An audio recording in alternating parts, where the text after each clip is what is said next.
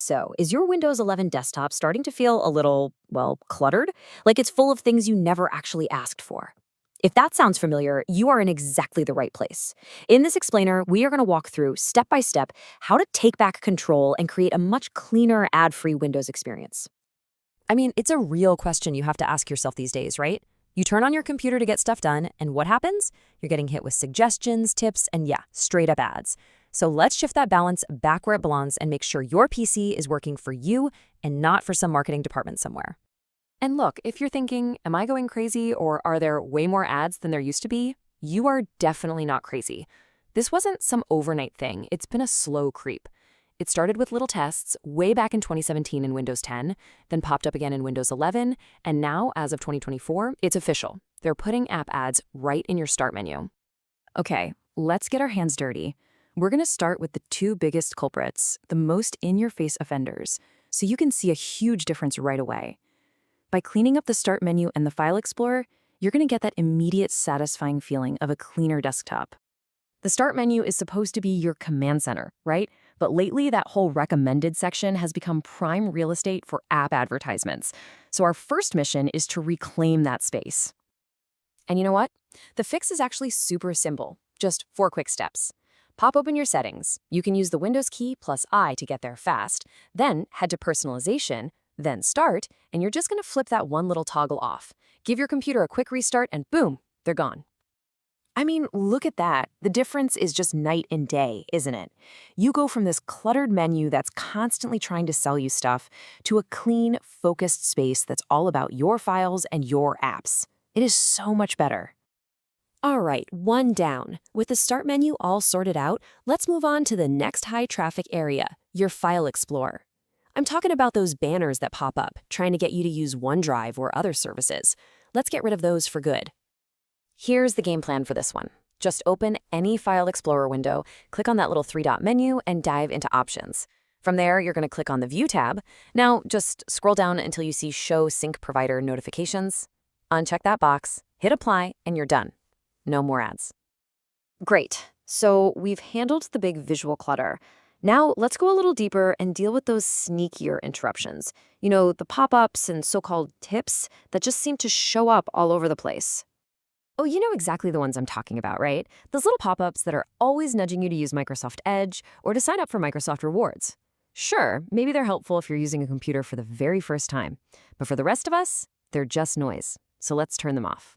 For this, we're diving back into Settings. This time, go to System and then Notifications. You might have to scroll all the way to the bottom to find additional settings.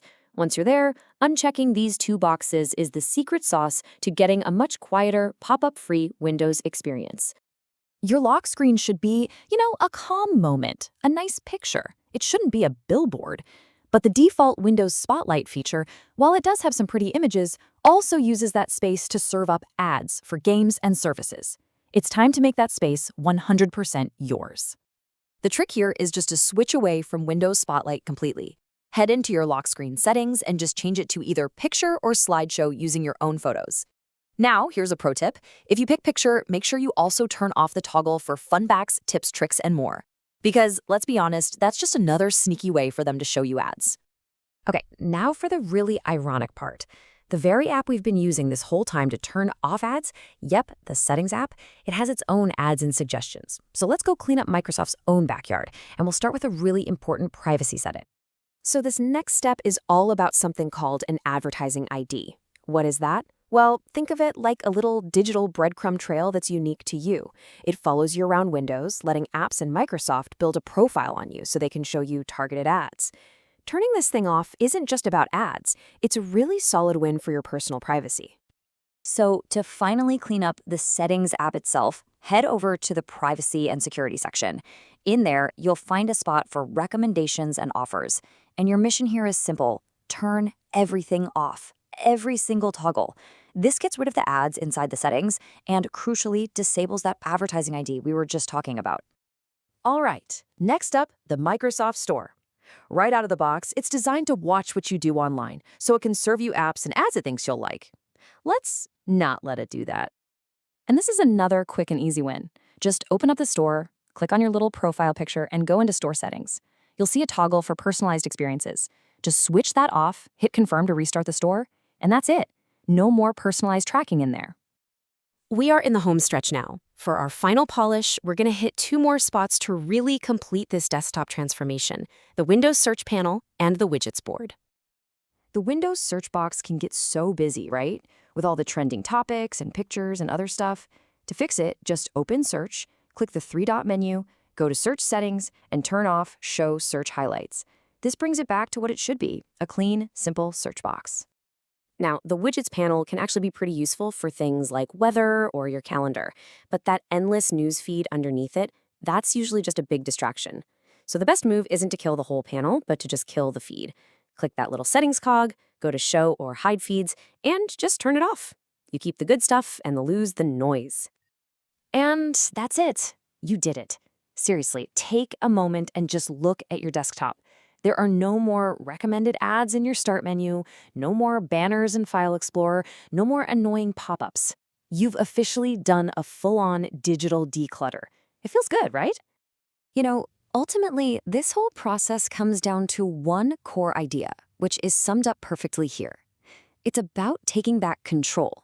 It often means you have to consciously switch away from a default setting, a setting that's usually designed to serve them, not you. It's about actively choosing the simpler, cleaner option for yourself. So, you've won this round. Your desktop is clean. But it's a battle for your attention, and it's always evolving. As technology changes, that line between what's a feature and what's an ad is probably just going to get blurrier. Which leaves us with a final question to think about. What's the next digital space they'll try to monetize, and how will we adapt then? Food for thought. Thanks for joining this explainer.